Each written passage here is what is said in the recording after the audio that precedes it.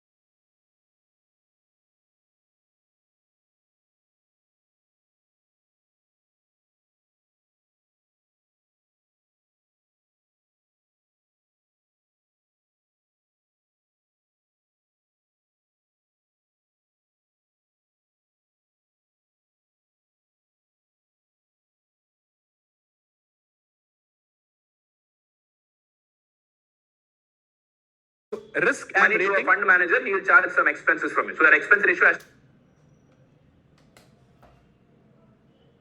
In risk and rating, you look at a 5-year horizon. And then you have this data over here. Look at this. The upside capture ratio is 113, which means it is better than the average. Similarly, if it's more than 100, it's better. Similarly, what is downside capture ratio? When things are not working out, meaning currently, when equity market is not performing well, if the average market is dropping, how much is your fund dropping by? Is your fund able to apply brakes in the correct places? Whether it is able to resist the market average, whether it is able to protect your downside when the market is shitting the fan. That is called downside capture ratio. So downside capture ratio, let's say your index has dropped by 10%, but your fund has dropped by only 8%. It's a good downside capture ratio, meaning it has only captured 8%, whereas the average has dropped by 10%. So, higher the upside capture ratio, better is your fund. Lower the downside capture ratio, better is your fund. Cool? You guys understood that? You want me to repeat that, or are you guys understood?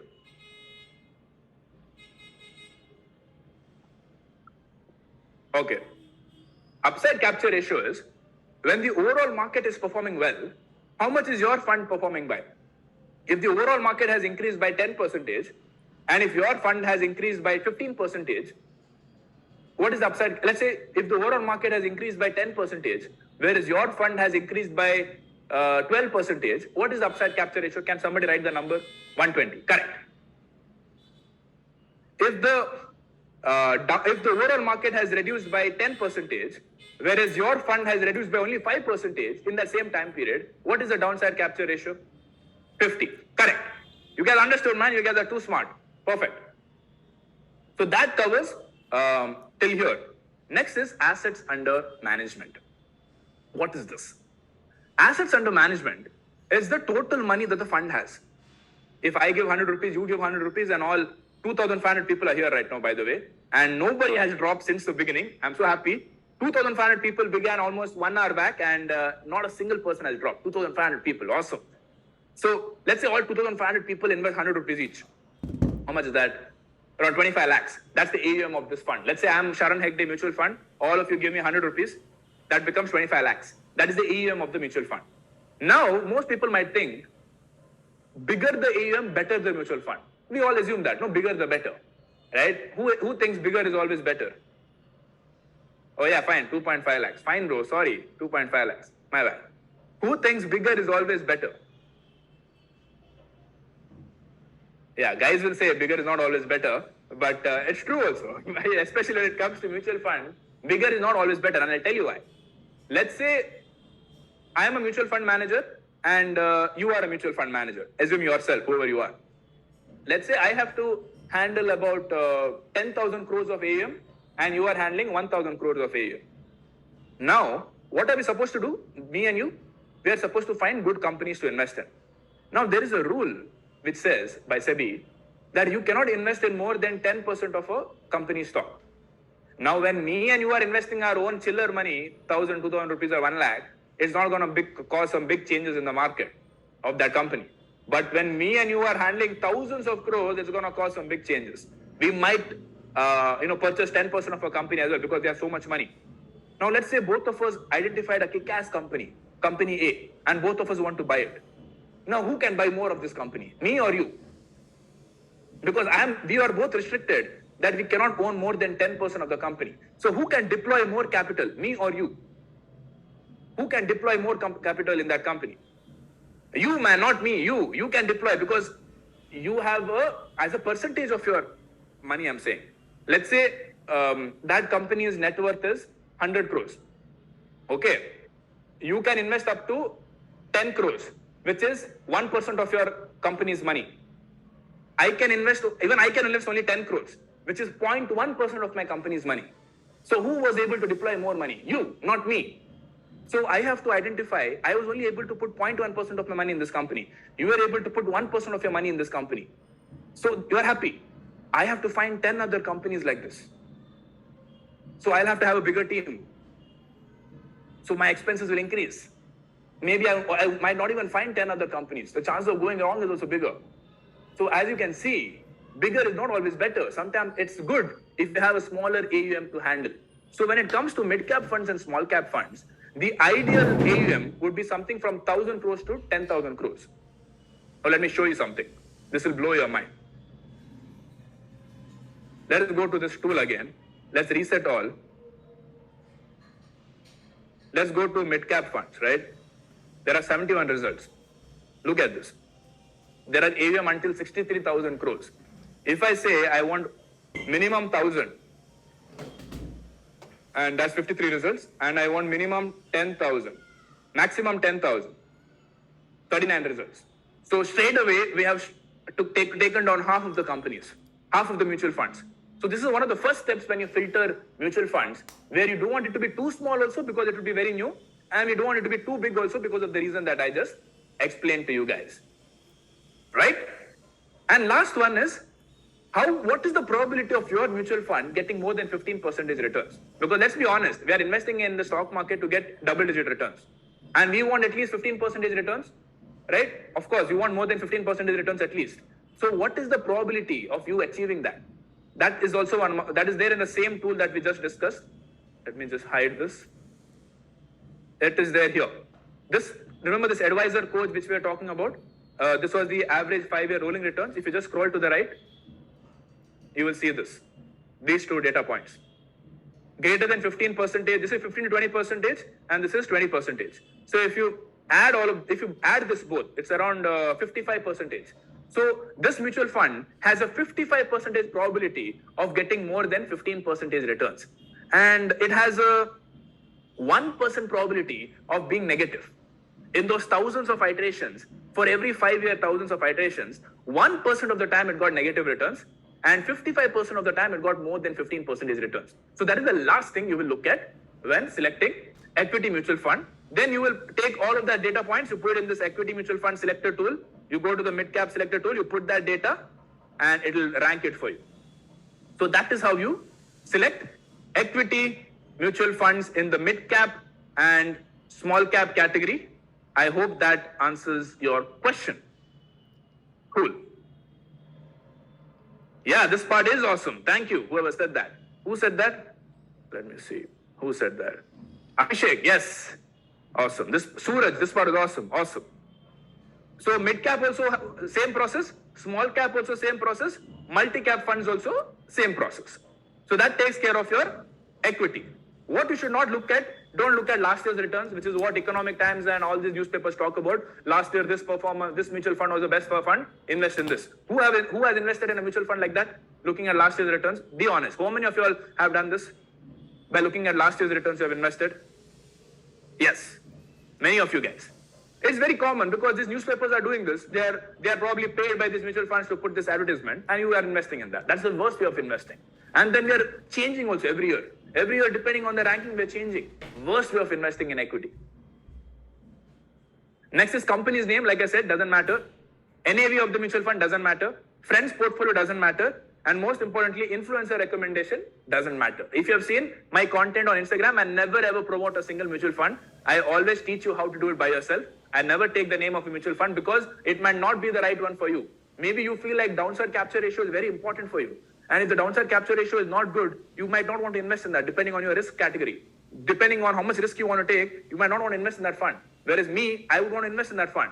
So it depends very much on you whether you want to invest in that fund or not. So I never ever take the name of a mutual fund. It is incorrect to do that. And lastly, so we have understood how to pick index fund. Index here, large cap stands for index fund. You have understood how to select mid cap fund and small cap fund. Now how to divide the money. If you forget this cash component, this is irrelevant, just ignore it. So if you are in your 20s, 30% in large cap, which is index fund, 45% in mid cap and 20% small cap. And depending on which age group you belong to, this will be the split. You can take a screenshot of this over here. I'll take a sip of water.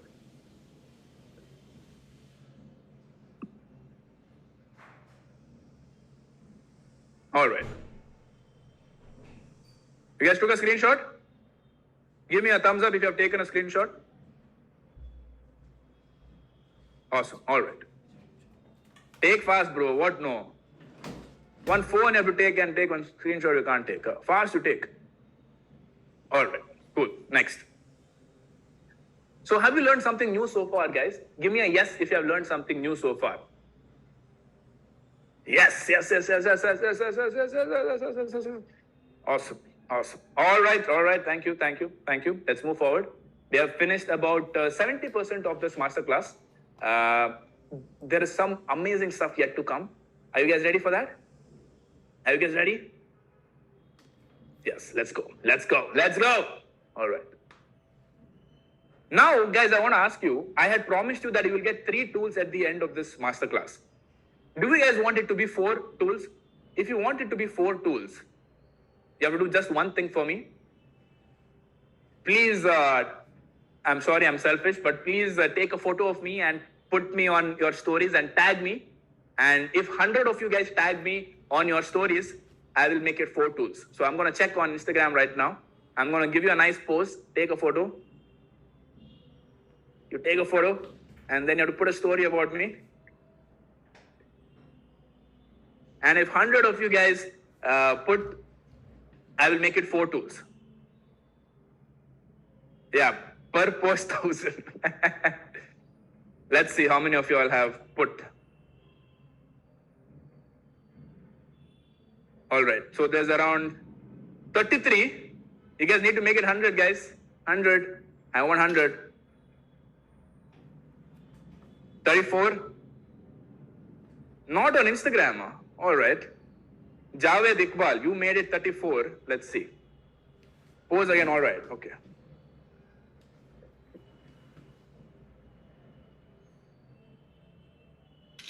If you've done it, say done in the chat. If you've done it, say done in the chat, so that I know. All right. Not many people. Many people have said done. Let's see. How many is it now? 43. Done. More people are saying done here than the number of people who have said, who have put over here. All right. It has become around 60. All right. Keep it going. More. Yeah, LinkedIn also counts, but that I'll see later. Okay, Abhimanyu Kadam just mentioned me in your story. You will get the tool. Yeah, here's what I'll do. Only those people who have tagged me over here will get the tools. Nobody else. If you are lazy over there, I'm not going to give you the tools. So there is, who is there? Sharan Chitole. Sankalp Sanjay, simple and sagacious. God bless Rohit. Vaishak, VIP not found. Don the Rocks, another Vaishak, Messed Life. Pratik, Akash, Dinesh, all right. So we have close to 80 mentions. All right, cool. I will give it to you. I'll give it to you guys. All right, let's move on. Fine. If I will give it to all of you guys. Don't worry. If it has become 80, I know some people don't have Instagram, so I'll give it to all of you guys. Don't worry. I'll make it 4 tools instead of 3 that I told you. I'll make it 4 tools. All right, let's move on. All right, so we've understood how to invest in equity. Now let's understand how to invest in debt. Say, most people tell me, Sharan, equity is the best performing asset class. So why don't I put everything there? If I'm assuming of investing for my retirement, let's say 30 years from now, I'm ready to take the risk. Why don't I put all of that in equity? The answer for that is drawdown. How much is the volatility of your investments? You tell me. In 2008, the stock market fell by 60%. It recovered after that, I know. But in 2008, for that entire 365 days, how would your situation be if your money has fallen by 60%? How would your situation be? How would your situation be if your money fell by 60% in 2008, if you had put all of your money in the stock market? Hospital, like Malya, worst, heart attack, pathetic, depression, all right. All right. So what I'm trying to tell you is that you need to divide your money, even in boring asset classes like debt, gold, to protect your money when shit hits the fan. Otherwise, like you said, you'll get depression and heart attack and hospital. So we need to learn how to invest in debt also. Now, earlier when I asked you one of the myths, people told me FD is a myth. Now let me tell you, it is important to invest in fixed deposit also. And even more so after the recent amendment by the finance minister today that debt funds will be taxed as per fixed deposits going forward. Now let me tell you how to make the decision. By the way, that new amendment by the finance minister will take place after 8 days. So if you haven't invested in debt funds yet, please do it in the next 1 week, because after that the taxation will be shit. Meaning it will be taxed as per your income slab. Earlier, the effective taxation of a debt fund, if you held it for more than 3 years, would be like 7-8%. After March 31st, it's going to be 30% if you are in 10 lakh plus income bracket. Did you know this? Has anybody followed up today's news? Did you know this? Yes. Many people did not know. So this is the reality, guys. This is what's happening. I don't like this rule, but finance minister means finance minister. We have to listen to her. All right. So, but what is a debt fund exactly? Some people might be confused. Fixed deposit, everybody knows. What is a debt fund? Debt fund is like you giving a loan to a company directly. What does a bank do? If you give money to your bank will give it as a loan to somebody else. What if you can give the loan directly to a company? Let us say there is Reliance, Mukesh Ambani, he wants 100 crores and you are ready to give him money and he gives you like, let's say 7% interest rate on that loan. But you will be like, Sharan, I don't have 100 crores to give to Mukesh Ambani. What do I do? So what will Mukesh Ambani do? He will divide his 100 crore requirement into thousands of parts. Let's say one of those parts is like 1 lakh rupees. Now you can afford to give 1 lakh rupees and lakhs of people are giving him 1 lakh rupees in exchange for a interest. This is called a bond. This 1 lakh that you're given to Mukesh Ambani is called a bond. Now let's assume that you gave this loan to Mukesh Ambani, you gave to Gautam Adani, you gave to Ratan Tata, all of them you gave 1 lakh each as a loan. So when you combine multiple loans together, you get a debt mutual fund. Did you guys understand that explanation of a debt mutual fund? Did you guys understood? You guys understood how a debt mutual fund works? It's basically you giving loan to other companies and it's all combined as a debt mutual fund. Now you can invest in a debt mutual fund with as little as 1 rupee also. So that 1 rupee will be divided across multiple companies' loans. So in equity mutual fund, you're buying the stock of that company. In debt mutual fund, you're giving a loan to that company. Is that differentiation clear? In equity mutual fund, you're buying the stock of the company, meaning you're an owner of that company. In a debt mutual fund, you're giving a loan to that company. Is that difference clear? Perfect. All right. So now you might ask, Sharan, should I invest in fixed deposit or debt mutual funds? For that, I have a tool. 1 second. So it's called the FD versus debt selector tool. Now this tool is relevant only for the next 1 week. Why? Because I told you that finance minister has come up with this new rule that debt funds will be taxed like a fixed deposit. But in the next 7 days, If you're investing in debt funds, this is how you need to make the decision. Let's say this is the FD interest structure. Fixed deposits give interest on a quarterly basis. On a quarterly basis, they give out interest, right? Or if it's giving half yearly or yearly, you ask your bank and you make that input. But most banks give interest on a quarterly basis for FD. Let's say you're investing for 2 years. Let's say 2 years later, I want to go to Switzerland, so I start saving from now. Let's say I'm invested 1 lakh rupees. Let's say I'm in the 30% income bracket. This indexation cost, let's ignore it for now. Let's say there are two options. I'm investing in an FD of a small finance bank. Let's say I've taken Ujjivan Small Finance Bank. Not a promotion, just an example I've taken. And then there is a debt fund, because if it's a 2-year term, see, there are 16 different types of debt funds. Depending on, remember I told you I gave you a loan to Mukesh Ambani, loan to Adani. How long is the loan given for? Depending on how long is that loan given for, there are 16 different types of debt funds. So for a 2-year loan, the debt fund type is called ultra short-term debt fund. Now let's look at the interest rates. Ujjivan Small Finance Bank is giving 8.5% interest rate. Whereas an ultra short-term debt fund is giving 7.5% interest. What happens? Obviously, this is best. The ranking, this is one. Why? Because this is a higher interest rate. But let's say the invested horizon is for 4 years. What happens now? The ranking has shifted. Why? Because of something known as indexation cost. Now, this is only going to be applicable for the next 1 week, guys. What the government is telling is, if you have invested 1 lakh rupees 4 years back, let's say 1 lakh rupees has become 1.5 lakhs, 50,000 rupees profit. But the government will tell you, you can index the cost. That 1 lakh rupees is not 1 lakh rupees. If you adjust it for inflation, it is 1.2 lakh rupees. So your profit is not 50,000 rupees, your profit is 30,000 rupees. So you will pay tax on the 30,000 rupees and not the 50,000 rupees. Even though you made 50,000 rupees profit, the government is telling you only pay tax on the 30,000 rupees because the cost has been increased because of inflation. That is indexation benefit. Now this is disappearing 1 week from now. That is why debt funds are going to be shit after 1 week. So if you haven't invested in debt funds yet, please do it in this week, because you will lose out on indexation benefit and then you will be forced to invest only in fixed deposit. This is a landmark movement that the government has come up with. This is a very, very big news, and you will see a lot of news coming out of this in the next few days about what impact this is going to create. So you have 7 days left to invest in a debt fund.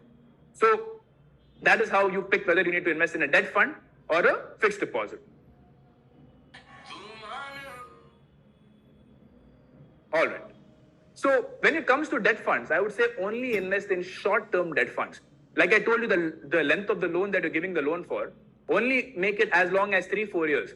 Beyond that, it's not worth it because it's too risky. It fluctuates a lot. Even the loans prices will fluctuate a lot. So I would say only invest in short-term debt funds. Avoid credit risk funds, avoid gilt funds, and avoid long duration debt funds. So when you invest in debt funds, I would say look at 4 criteria. One is SEBI risk categorization that you will get from ticker tape. If you go to ticker tape, where is that? If you go to ticker tape, let's say you reset all, you go to debt, let's say you select ultra short term debt fund, and let's say there is something called SEBI risk categorization. So this is it, SEBI risk category, and I would want only low and moderately low, right? These are the funds that you will select. One of these funds, that's one of the criteria that you look at. You will want low risk in debt funds. That is the number 1 criteria you will look at when selecting a debt fund. Next is volatility. What is the up and down movement of this debt fund? That also you will get from ticker tape. When you come over here, when you select volatility, you will get it. Right? The volatility also came. Then you will look at average YTM. Average YTM is nothing but the interest rate that this debt fund will give you. That also you can get from here, typing YTM, average YTM. Done. And lastly, you will look at fund manager's experience, which you will get from Morningstar. You will get the fund manager's experience. After you get all of this data, you will put it in my debt fund selector tool. You will put it in the debt fund selector tool and it will give you the ranking again. This is a tool that I have created. It'll rank the debt funds for you. So that is how you select a debt mutual fund. Cool? All right. So the next thing that you will look at is gold. Right? We've covered equity, we've covered debt. Now let's talk about how to invest in gold. Firstly, as you know, avoid physical gold jewelry because they have high making charges. 10-15% of the money is lost as soon as you leave the jewelry shop. So when it comes to gold, I have only one rule: only invest in sovereign gold bonds. What is sovereign gold bonds? It's issued by the RBI, but don't buy it from the RBI. I made a recent reel on this topic. Who knows the answer? Who has watched that recent reel about sovereign gold bonds?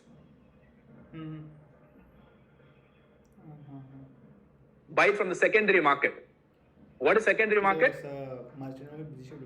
After I have bought from RBI, if I want to sell it, I'll sell it to you. This is secondary market. Buying from RBI is primary market. Me and you selling to each other is secondary market. What happens in the secondary market? People are selling it in distress. People are selling it when they have an emergency. What do you do when you sell in an emergency? What do you do when you sell in an emergency? Who can answer? You sell it for cheap. So shouldn't you buy it when you buy it for cheap? Of course. So when you buy it for cheap, you get better returns. And there is something known as a 2.5% interest. That becomes more because let's say it's 100 rupees SGB and if it's giving 2.5 rupees, but if that 100 rupees SGB I can buy for 90 rupees, that 2.5 rupees divided by 90 becomes more. It becomes 3.5%. How to know which are the best SGBs available in the market right now? My personal favorite is Win12. If you go to Win12 SGB, again, not a promotion, this is the best customer-friendly tool available out there. You come over here and look at this. You can get up to 3.9% interest on your SGB, right? And you can get it over here. And you just need to connect your Zerodha account. If you don't have a Zerodha account, make a Zerodha account, connect it over here. And look at this, 8.3% discount and 3.9% interest. So overall, your returns can be like 10-11% as well if you invest in sovereign gold bonds. But the only catch is it's an 8-year lock-in period. That's okay because you're anyway saving up for your retirement for your fire number. So have like 10% of that money in sovereign gold bonds because it'll also protect your returns when stock market hits the fan. When stock market when shit hits the fan in the stock market, gold returns will be better. And since you're investing in SGB, it will be way better, right? So that is the gold investment funda. Now, if you don't want to have a lock-in, then you can check out gold mutual funds and ETFs as well. If you don't know what's an ETF, you can ignore it. It's basically a mutual fund for gold. But it doesn't have the 2.5% extra interest which a sovereign gold bond has. So I would advocate invest only in sovereign gold bonds when it comes to gold. Next comes US equity. Same funda. Why are we investing in US equity? Because US equity and Indian market are negatively correlated. Look at right now. US market is shit. There's big losses in the US market. Indian market is not so bad compared to US market, meaning they are negatively correlated with each other. So having 10% allocation, so now this is current state. Maybe the Indian market becomes shit and the US market will be still good. That situation might also happen in the future. So to protect our investments, we have 10% allocation in the US market as well. Now for those people who have less than 50 lakhs of liquid wealth, I would say invest only in the S&P 500 ETF from Vanguard. Please take a screenshot over here, guys. And the way to invest this is by using apps such as IND Money or Vested. Again, not a promotion. These are the only companies available in India which allows you to invest in the US market. IND Money or Vested, you can take a screenshot over here. If you have less than 50 lakhs in liquid capital, I'm not considering your house, liquid capital, which is cash, mutual fund investments and FDs and all of that. Liquid capital, if you have less than 50 lakhs, only invest in the S&P 500 ETF. If you have more than 50 lakhs, then you can consider investing in these other ETFs. So there's technology ETF, for example, this is ARK Innovation ETF. This was one of the ETFs which invested in Tesla before you and I knew what Tesla is. So these ETFs were able to invest in these companies way before they became big. So these are the ETFs I would say which you need to invest in when you're investing in the US market. Then there's Sunrise sector, which is the semiconductor industry, robotics industry. So there's a lot of exciting ETFs available on IND Money and Vested. You have taken a screenshot here?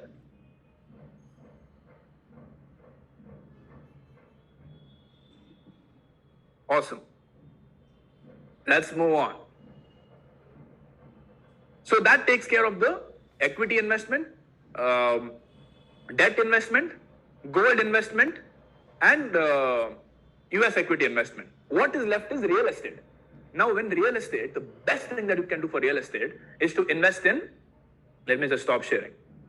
Yeah. So the best thing that you can do for real estate is invest in commercial real estate properties. I told you about REITs, but even better than that, if you have the money, let's say you have 25 lakhs with you, if you're an NRI, or if you're someone in your mid 30s, or if you want to guide your parents on how to invest their 25 lakhs, you can invest in something known as fractional real estate properties. Meaning, with just 25 lakhs, you can purchase a bigger portion of a office space. And these guys give you around 7-8% rental yield plus 5% every year growth. So you can get up to 12% returns in real estate only when you invest in commercial real estate properties. What are some of the examples of investing in commercial real estate properties? Strata Prop is a good app. So I'll just type it. Strata Prop is a good app for investing in commercial real estate properties. Safety, guys, safety of, fractional investing, there's only one challenge. Liquidity is the problem. Meaning, let's say you want to sell it, you can't sell it. You have to be at least invested for 4 to 6 years. That is the risk. And the other option is if you want to exit earlier, it is conditional on whether there is a buyer on that platform. Because fractional real estate is a new concept, it's slowly gaining traction, and now it is very, very big, I would say. For example, Strata, one of the companies which does this, has around 10,000 people in the waiting list. Meaning, if you had already invested in fractional real estate and if you want to sell it, one of these people in the waiting list would buy it from. But if there's no buyers, they would wait for like 4 to 6 years until Strata sells it themselves. So basically what happens is hundreds of people like you and me will invest 25 lakhs each, we'll become one company and we'll buy one big office building. That's how it works. And you get 7-8% rental yield. Remember I told you, residential property 2 to 3%, commercial property 7-8%, plus 5% annual growth in the value of the property. So 12% growth you can get. Did you know about this? Did you know about this? Right. Awesome. Okay. So I know most of you might not have 25 lakhs, so you can guide your parents through this, right? Your parents would probably be having 25 lakhs lying around in a fixed deposit. Maybe they have 50 lakhs in fixed deposit. You can tell them, instead of putting everything in fixed deposit, maybe we can put some in commercial real estate properties. So if you help your parents manage their money, it's money coming to you only, no? So you're helping yourself in the future. If you're someone in your 40s, you will definitely have this money. And if you're an NRI, you will definitely have this money. Stop buying houses in India and giving it for rent, please, NRIs. Please buy commercial properties and contribute to the economy of this country instead of buying more residential properties. Any NRIs in the house? Give me a yes. And how many NRIs there? Give me a yes. Yeah. Wow, many NRIs, yeah? Yeah, all you NRIs do this only. Buy residential properties and give it for rent. All right. Next, we come to tax savings. Now, I will not get into full detail of how much tax savings you can do, but I'll talk about one tax saving hack, which I'm 100% sure you won't know. You guys ready to hear this? What if I told you there is a way to get both HRA tax benefits and home loan interest tax benefits? If you don't know what HRA is, if you're a salaried person, you know there's a HRA component, right, in your salary slip. And if you take a home loan, the interest component of the EMI is tax deductible, up to 2 lakhs a year. How many of you all knew this? How many of you don't know this? How many of you all don't know this? So HRA, you guys know, right? You guys know HRA, no? If you guys don't know HRA, one I'll give you, bro. Everybody knows what the HRA is, right? Yeah. So when you take a home loan, what happens is, the EMI is there, no? Let's say 1 lakh EMI per month. Let's say of that 1 lakh EMI, 80,000 rupees is the interest. That 80,000 rupees into 12 is how much? 9.6 lakhs of interest you're paying in that year. Out of that 9.6 lakhs, 2 lakhs you can deduct for tax. 2 lakh is tax deductible out of that 9.6 lakh that you're paying in that example. What if I tell you there is a way to claim both HRA, which is only for rented people, and to claim that entire 9.6 lakhs interest as tax deductible? Do you think there is a way? I'll tell you. I'll tell you how to do it. Let's say I have a wife. In this example, I have a wife. I will make the house in her name and she will pay the EMI to the bank. I won't even touch that. She will pay the EMI to the bank. And I will tell that I'm staying on rent. My wife is asking me rent. I'm her husband, but she's asking me rent. I pay her rent. So I got HRA benefit from my employer. And my wife, because she's giving it for rent, there is no limit on the interest deduction. So if she's living in that house, it's a 2 lakh deductible of the interest component. But if she's giving it for rent also, she can deduct their entire interest component as tax deduction. And you want to see the benefits of that? Scenario 1, where both mine and my wife's name is there in the house property and both of us are contributing to the EMI, we are saving around 19 lakhs in taxes. Scenario 2, which is what I just explained to you guys, where I am giving rent to my wife and my wife is paying EMI to the bank by herself, we can save 30 lakhs in taxes. So there's 11 lakh savings in taxes in a 20-year period. I just saved 11 lakh, guys, once you get married. So thank you, right? So you can save 11 lakhs in taxes in this structure. Nikita is saying my dad also did the same. Kaushik is asking, Nimmavan, haven't you heard of clubbing of income? There is no clubbing of income over here, Kaushik, because I am not paying my wife money. My wife is paying from her salary to the bank. So I have not paid money to the wife to pay the EMI. My wife is paying the EMI from her salary. I am paying her rent. Please understand that distinction. This has been verified with income tax officers, so don't worry, this is verified. Nobody talks about this because it's obviously a loophole, but while the loophole is there, please enjoy it. Of course, it won't work for housewives. You need to have an income. Your spouse needs to have an income. Otherwise, then the clubbing of income will apply. If your spouse is a stay-at-home husband or wife, then this won't be applicable because the income tax officer will understand. But if both of you are earning, then this can happen. And I'm sure most of you guys, in most of your couple, in today's world, both of you guys are earning. Of course, this is not the 90s, right? Both a man and woman are both working and making money these days. Yes, the wife needs to pay tax on the rent she gets, but even then, there is a 11 lakh savings in the difference. All right. And the last one, guys, the recent budget changes, tax rebate increased to 7 lakhs. So most of you guys it will be beneficial for you to be in the new tax regime. But to make that simpler, that process, I built a tool for you guys. So simply go to this old tax versus new tax regime tool that I've built. If you're a salaried person, say yes. If it's not, you can be like no. If you're a salaried person, you will get standard deduction of 50,000 rupees, which is common for salaried people. Then other deductions. What are the other deductions? Home loan interest payment, employee provident fund, NPS, Sukanya Samriddhi Yojana, ELSS, all of that you add up and you write over here. Then the tool will tell you whether you should buy new tax regime or old tax regime. For most of you, I think it depends, right? I will give you this tool and you will figure out for yourself whether you need to belong to the old tax regime or the new tax regime. This year is gone. For the next coming year, you will be able to plan your finances better and you will be able to determine whether you need to invest in ELSS or you can invest it in somewhere else, right? This tool will be very powerful for you this year, guys, because it will tell you from the beginning of the year itself whether you need to invest in tax-saving investments or not. Because if you are in the new tax regime, you don't have to bother about any deductions or anything. You are free to use that money in whatever way you want because you are not forced to invest in ELSS and all of that if you are in the new tax regime.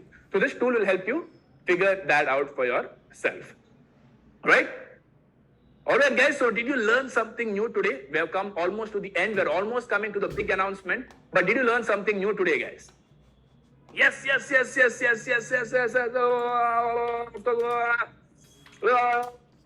you should learn something new today, right? But I want you guys to rate this masterclass, guys. You have on Slido, there is a rating over there. Please rate this masterclass from 1 to 5. It would mean a lot to me. If it's 5, it means you learned something kick-ass today. If it's 1, it means that you wasted your time. So please rate it from 1 to 5 so that it gives me the the feedback on how I can be better. All right, looks like most of you guys have said 4 and 5. So thank you. Most of you are saying 5s actually. 5, 4, 5. Like 90% is 5 and like 10% is 4. Thank you so much, guys. It means a lot to me. So, but how do I know all of this, guys, right? I usually say I follow my man Finance with Sharan, but Finance with Sharan also learned from somebody. So I've been passionate about personal finance since I was like 15 years old, right? And even as a young kid, I used to go with my dad to the hotel to count money in the cashier counter. And as I grew up, I surrounded myself with people who are CAs, CFAs. And today I have the privilege of talking to mutual fund managers and financial planners of the ultra wealthy. So that is how I keep improving my knowledge, and it has taken almost a decade of me learning this over and over, not just from my own learnings, but also experiences of other people around me. That's how I know all of this, right? But today, I've had only 2 hours of your time, right? We started at 6 o'clock, it's almost 8 o'clock. And there are almost 2,400 people, meaning only 100 people dropped off in that time. Maybe the 100 people, their mom called, but only 100 people dropped off in those 2 hours. So thank you so much. I've only had 2 hours of your time though, guys, right? But I would say Out of these 2 hours, you guys are probably in the top 5 percentile of the people when it comes to managing your finances, right? But unless you implement all of this, guys, you will not go anywhere. Tomorrow is a what? Saturday, you will go partying, and then come Monday, you would have forgotten all about this, and you would have just been like, I attended Financial Sharan's masterclass, yeah. Implementation, zero.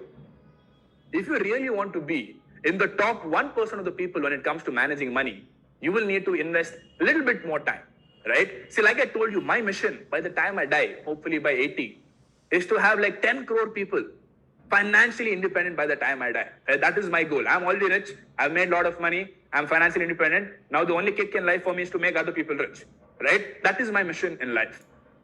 But enough of gyan, right? Enough of gyan.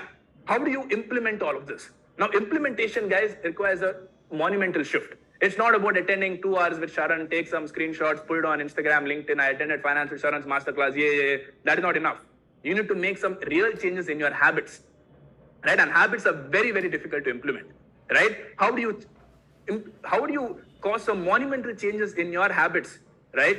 That takes time, right? Old habits are not having a financial plan, not investing as per your financial goals. All those are new habits, old habits.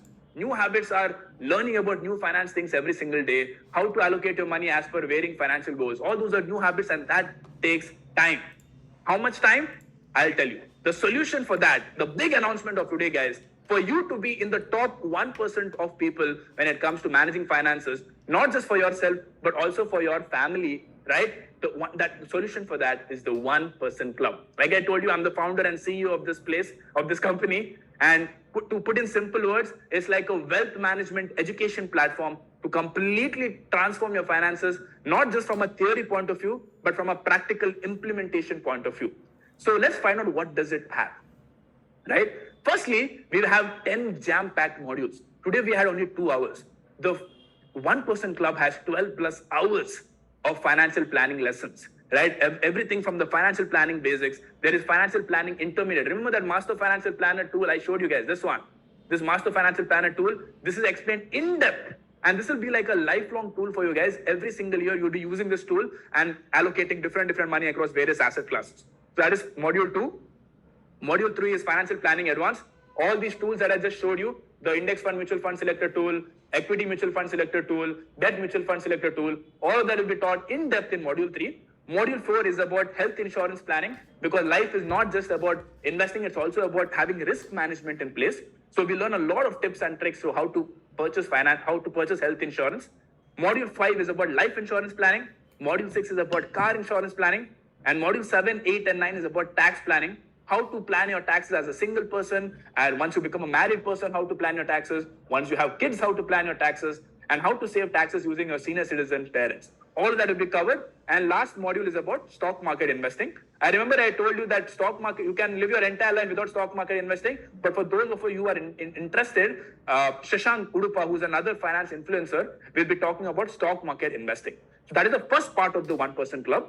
The second part is the tools that I just told you. There are more than 12 tools that we have built, and all those tools will be available to you. The Master Financial Planner tool, Equity Mutual Fund Selector tool, Debt Mutual Fund Selector tool, Fire Number Calculator, Rent versus Buy Home, should you prepay your home loan, Index Mutual Fund Selector tool, a lot of it. Right? So there are tools of this, and then step-by-step tutorials, right? I'll be holding your hands. I'm not going to be talking about theory like how I talk today. Step-by-step teaching will be done on how to select mutual funds until you press the buy button. All of that will be there for equity mutual funds, index funds, debt funds, health insurance, life